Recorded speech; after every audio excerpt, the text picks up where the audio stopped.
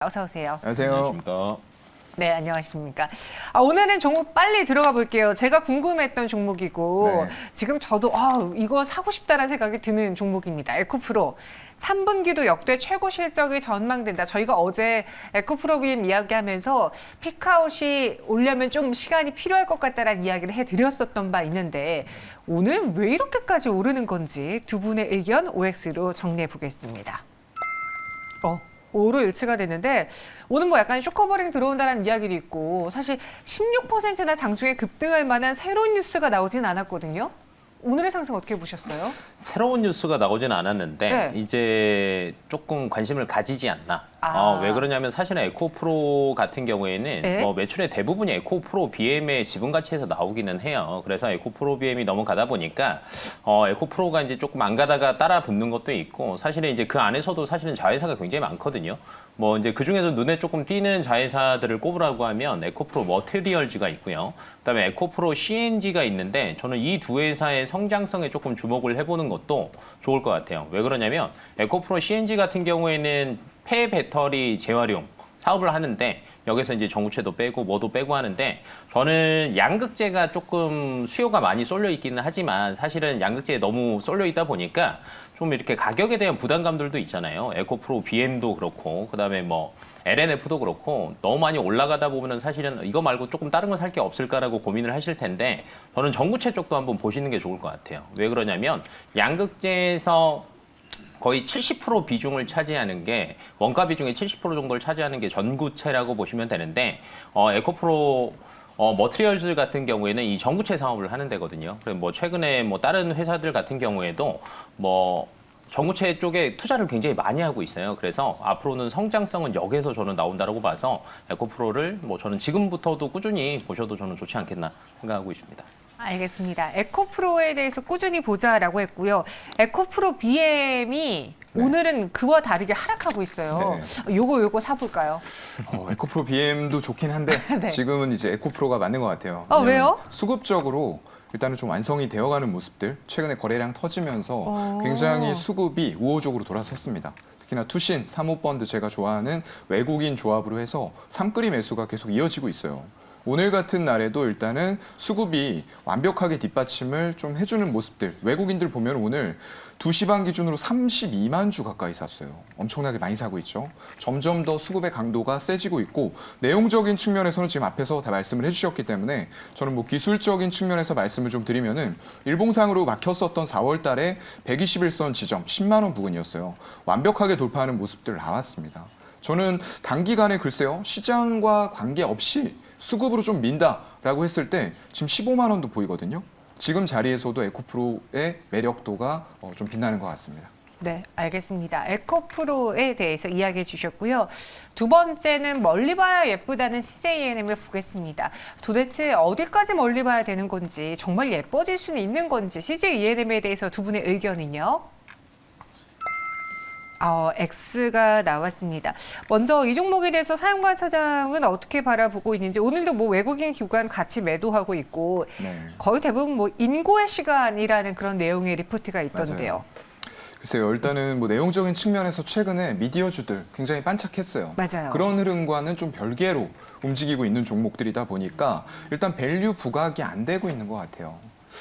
지금 올해 초에 인수한 그런 기업들에서도 매출은 증가되는 모습들이 보이는데 이게 완벽하게 흑자 전환을 못하고 있는 그런 상황이다 보니까 올해 내내 어떤 매출이라던가 이익에는 기여를 제대로 못할 것 같다라는 평가가 좀 지배적으로 나오고 있는 것 같아요.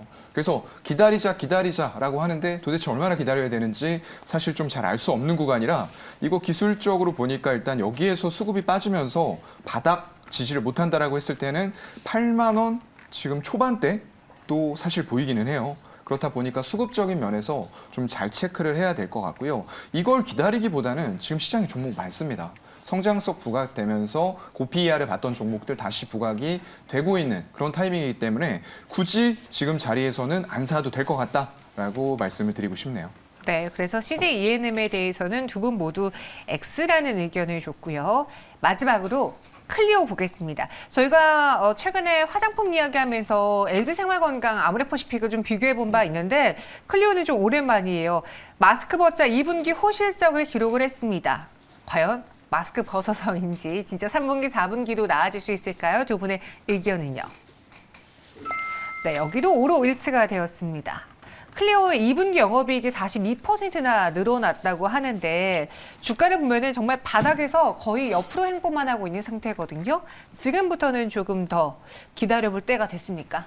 저는 좀 더 담아도 되지 않나라고 어. 보는 거 이유가 네. 사실은 최근에 이제 중국 쪽에 대해서 화장품에 대한 매출이나 영업이익이 너무 안 나오거든요. 그럼 반대로 반대쪽인 뭐 미국이나 뭐 그 외적인 뭐 동남아 이쪽에서 얼마나 살아나느냐를 봐야 되는데 클리오 같은 경우에는 색조의 중심이다 보니까 미국에서 굉장히 실적이 좋았어요. 2분기 때도 뭐 작년 대비하면 한 114% 정도 성장을 했고 동남아 시장도 거의 120% 가까이 성장을 했는데 이거를 이제 저희가 체크를 할 때 중국에서는 618에서 체크를 한번 했었잖아요. 중국의 주요 화장품 기업들이 뭐 10위 안에 든 업체들이 하나도 없었는데 그에 대비해서 클리오 같은 경우에는 미국 아마존 프라임데이에서 작년 매출 대비하면 10배 정도가 올랐거든요. 근데 여기에서 이제 대부분의 매출은 색조에서 나왔고 이 궁뎅 색조에서도 사실은 클리오가 점유율이 그렇게 낮지는 않아요. 한 5위 정도 들어가는데 이 흐름 자체가 저희가 볼 때는 그래도 연말 블랙 프라이데이까지는 충분히 이어질 수 있는 시장 상황이지 않나라고 봐서 클리오 같은 경우에는 지금 뭐 가격적인 면에서도 그렇고 매출 성장적인 면에서도 볼 때 굉장히 그래도 저희가 접근을 해야 되는 화장품 주 중에 하나지 않나라고 생각하고 있습니다. 알겠습니다. 클리오에 대해서도 두 분 모두 의견이 동일했습니다. 그럼 마감에 사는 종목까지 같진 않겠죠. 어떤 종목일지 오늘장 마지막으로 매수할 수 있는 종목 키워드 보겠습니다. 하반기 실적은 더 좋다. 그리고 수급과 거래량 내고가 완성된다라고 했는데요. 이렇게 해서는 어느 섹터의 어떤 종목인지 전혀 감이 안 오거든요. 한번 종목을 볼까요? 네. 왠지 왜 레고가 네. 저기 들어가 있나 좀 싶긴 했어요. 그쵸. 이해하긴 했어요. 레고캠 바이오 그리고 유닛인데 수급, 거래량. 네. 레고캠 바이오에 있어서 어떤 거래량이 포착됐을까요? 일단은 굉장히 센 거래량들, 수급에 의해서 네. 지금 거래량이 늘어나는 모습들이 포착이 되고 있고요. 또 하나가 이제 가장 중요한 거, 시장 환경이 그렇게 좀 변해가고 있다라는 거예요. 연준 쪽에서 얘기를 하면서 일단은 고PR을 받거나 아니면 제약 바이오 이런 쪽들이 다시 움직이고 있는 거죠. 그런 분위기에 맞춰서 일단은 이 업체가 하는 일은 합성 신약, 연구 개발하고 면역 항암제 이런 쪽들이에요. 그래서 신약 후보 물질을 적정 단계까지 개발한 이후에 더 이상의 비용을 들이지 않고 기술 수출을 이루어내는 거죠. 그렇다고 하면 그게 마일스톤으로 점차 유입이 될 수 있는 그런 조건들을 갖춘 거고요. 제가 사실 이런 신약 업체들 별로 그렇게 막 추천하고 이러는 거 좋아하진 않아요. 왜냐하면 재무제표 자체가 제대로 나오는 것들이 없고 그래서 이런 것들을 볼 때는 항상 말씀드리는 게 이미 기술 수출을 완성을 해서 레퍼런스를 가지고 있는 기업들을 보라라고 말씀을 전에 한번 드렸던 것 같습니다. 이 업체가 그런 업체고요. 일단 ADC라고 하는데 항체 약물 접합체예요. 말은 좀 어렵습니다.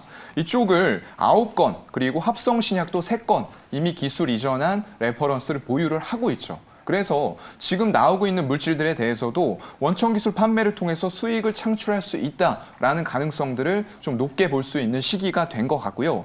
아스트라제네카가 최근에 공동 개발한 N02라고 있어요. 이게 유방암 환자 비중 중에서 80%에서 일어나는 환자들에게 상당히 효과가 좋다라는 임상 결과가 발표가 됐는데 그러한 물질들이 이제 주목을 받으면서 미국 머크도 시젠이에요. 시젠 아닙니다. 시젠이에요. 시젠이라는 최초의 ADC 신약, 림프종 치료제 등 포함해서 3개의 ADC 치료제를 확보해서 상업화 성공한 기업입니다. 이쪽이 이제 바이오텍에서는 선두라고 볼 수 있는데 시총이 이미 320억 달러에 달해요. 미국 머크에서 이 기업을 인수를 추진하고 있는 것으로 알려져서 굉장히 요즘에 부각받고 있는 쪽이 이 ADC, 항체 약물 접합체라고 하고요. 또 9월에 유럽 종양학회가 있습니다. 그쪽에서 지금 중국의 복성제약 쪽으로 기술 이전을 했는데 표적 ADC 후보 물질의 임상 1A상에 대해서 결과 발표가 될 예정입니다. 그래서 하반기에는 이런 쪽들 임상과 더불어서 미국 FDA의 승인을 기다리고 있는 기업들 위주로 바이오는 챙겨서 좀 보셔야 될 것 같아요. 알겠습니다. 레고캠바이오 그럼 전략은 어떻게 세워볼까요? 네, 일단은 매물대를 빵 뚫어놓은 상황이기 때문에 네. 너무 가격을 밑으로 놓을 수는 없을 것 같아요. 탄력이 또 붙어있는 상태고 하기 때문에 매수가는 47,000원까지 열어놓으시고 빠르게 좀 매수하시는 게 좋을 것 같고요. 목표가는 1차적으로 6만 원, 그리고 2차는 작년 7월에 갔었던 가격대 한 7만 원 정도까지 보도록 하겠습니다. 알겠습니다. 레고캠바이오를 1차 목표 주가 6만 원, 손절가는 10% 이내로 잡아보겠고요. 이어서 길건FC의 종목은 하반기 실적이 더 좋을 유니드입니다. 네. 어떤 매력이 있을까요? 유니드 같은 경우에는 2분기 실적 발표를 했는데 최대 분기 실적 발표를 했거든요. 뭐 거의 18% 정도 전년 대비하면 올랐는데 왜 그러냐면 이제 염화칼륨을 가져와서 가성칼륨을 조금 이렇게 생성을 하는데 염화칼륨을 어디에서 가져오느냐가 사실은 유니드의 실적을 갈랐다라고 생각을 하시면 될 것 같아요. 염화칼륨 같은 경우에는 러시아, 벨라루스, 캐나다 이 세 군데가 거의 대부분 독식을 해서 공급을 하고 있다라고 생각하면 되시는데 러시아 전쟁 때문에 러시아랑 벨라루스가 MS 비율로 따지면 거의 41% 정도 되는데 여기서 넘어오는 염화칼륨이 사실상 굉장히 부족했거든요. 근데 유니드 같은 경우에는 그전부터 이미 100% 캐나다산만 사용을 하고 있었기 때문에 공급에 대한 부담이 전혀 없었다라는 점. 그다음에 가성칼륨의 이제 염화칼슘에 대한 공급의 문제가 발생하다 보니까 가성칼륨의 가격이 굉장히 빨리 올랐어요. 작년에는 평균적으로 한 700달러 선이었는데 2분기 넘어가면서 1000달러까지도 올라갔고요. 7월 넘어가면서 1300달러까지 넘어갔단 말이에요. 근데 이 강세가 어느 정도 유지가 되고 있는데 이게 아마 하반기도 지속되지 않을까라고 예상을 해요. 그래서 3분기, 4분기 실적이 그래도 더 좋지 않을까라고 예상이 되고 있고 최고 상태로도 본다라고 하면 유니드 자체가 하반기에도 공장을 거의 풀캐파로 돌려야지 이거를 거의 납품을 할 수 있는 정도거든요. 그에 따른 뭐 실적은 당연히 따라올 것으로 보여지고 있고 최근 들어서 실질적으로 이제 글로벌 시장 점유율도 굉장히 높다 보니까 수출을 많이 하는데 수출할 때 영업이익을 더 올리려면 사실은 들어가는 여러 가지 비용을 줄여야 되는데 사실 최근 들어서 해상 운임이 조금 많이 빠졌어요. 가격 안정화가 어느 정도 이루어지다 보니까 기존 대비하면 거의 한 해상 운임이 많이 올랐을 때는 연간 비용으로 따지면 한 1000억 이상도 비용이 추가적으로 올랐었는데 이게 조금 안정화가 된다라고 하면 유니드의 실적 자체는 굉장히 더 견고해질 것으로 예상이 되고 있어서 저는 지금도 나쁘지 않다라고 생각을 하고 있습니다. 그래서 지금 가격대 저는 들어가는 것도 나쁘지 않을 것 같고요. 근데 최근에 수급이 그렇게 좋지는 않아요. 뭐 외국인들이랑 기관이 뭐 크게 들어오는 흐름 자체는 보이고 있지는 않지만 지금 상태에서 가격대가 거의 95,000원, 97,000원 계속 왔다 갔다 하고 있는데 이거 한 번만 뚫기만 하면 저는 한 12만 원대까지는 충분히 갈 수 있지 않을까라고 예상하고 있고요. 반대로 이제 손절 라인 같은 경우에는 한 9만 원 선으로 대응하시면 좋지 않을까 싶습니다. 알겠습니다. 유니드 목표 주가는 12만 원, 손절가 9만 원 제시해 드렸습니다.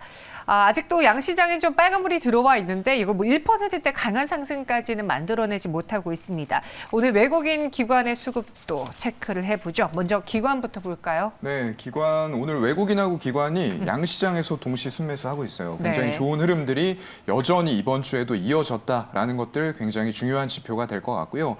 일단은 기관 쪽의 매매 동향부터 좀 살펴보도록 하겠습니다. 전체적으로 봤을 때 기관이 지금 강하게 매수하고 있는 거는 삼성전자예요. 네, 삼성전자 한 30만 주 이상을 2시 반 가집계상으로 강하게 매수한 걸로 나타나고 있고요. 또 조선 쪽 관련된 세진중공업 또 강하게 매수를 한 것 같습니다. 15만 주 잡혔었고요. 감성코퍼레이션이 오랜만에 좀 강한 장대 양봉을 만들었어요. 12만 주가량 기관의 매수가 유입이 된 것으로 좀 파악이 되고요. 또 줄기세포 관련된 파미셀, 최근에 이제 뉴클레오시드로 공장 더 증설하면서 세계 1위를 계속적으로 유지해 나가는 이런 모습들 보여주면서 한 16만 주 이상의 매수세가 유입이 된 것 같습니다. 반면에 매도가 좀 크게 나온 종목이 후성이 좀 눈에 띄네요. 네, 이제 주요 자회사를 또 분리해서 상장한다라는 이슈가 나오면서 상당히 오늘 큰 폭으로 하락하였고 기관 쪽에서 그리고 외국인들도 많이 팔았어요. 30만 주 이상 매도하면서 이거 전부 다 지금 개인이 받았겠죠. 그래서 굉장히 좀 위험한 상황이 됐기 때문에 너무 섣불리 접근하는 건 안 좋다라고 말씀드리고요.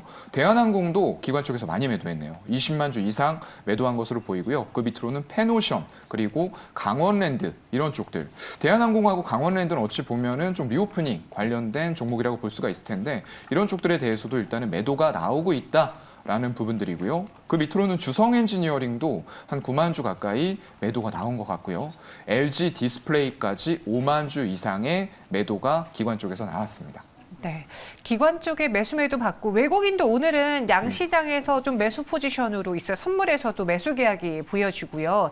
종목으로 따지면 어떤 것을 매수 매도했을까요? 최근의 흐름 자체는 굉장히 좋은 것 같아요. 뭐 네. 저번 주까지는 보면 삼성전자, 뭐 현대차, 뭐 이렇게 수출 위주 종목으로 대응을 했다라고 하면 오늘 같은 경우에는 그래도 이제 카카오를 조금 매수를 많이 했는데 성장주 쪽으로 조금 턴을 하는 거 아닌가라는 게 어느 정도 잡혀질 정도로 위메이드도 어느 정도 수급이 들어오고 있거든요. 근데 이제 기본적으로 체크를 해 보시면 카카오 같은 경우에는 2분기 실적 발표를 했는데 굉장히 좋은 실적을 발표를 했어요.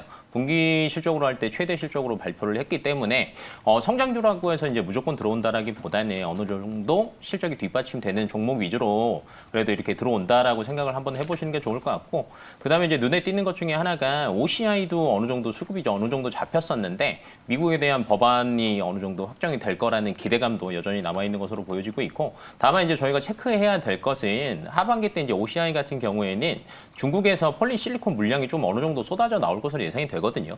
그렇다라고 하면 이 폴리실리콘 가격 자체가 조금 빠진다라고 하면 하반기 실적은 조금 주춤해질 수도 있다라는 관점에서 어느 정도 접근을 하시는 게 좋을 것으로 보여지고 있고, 좀 눈에 띄는 것 중에 또 하나가 이제 앞에서 OCI를 얘기를 했지만 하나솔루션 같은 경우에도 꾸준하게 매수 자체가 들어오는데 OCI랑 하나솔루션은 조금 반대라고 생각하시면 될 것 같아요. 그러니까 OCI 같은 경우에는 폴리실리콘 가격이 예를 들면 중국에서 물량이 나오면 조금 반응을 안 좋은 쪽으로 받겠지만 모듈을 생산하는 하나솔루션 같은 경우는 굉장히 좋은 흐름을 가져갈 수도 있거든요. 그래서 조금 다르게 생각을 한번 해보시는 것도 좋을 것으로 보여지고 있고요.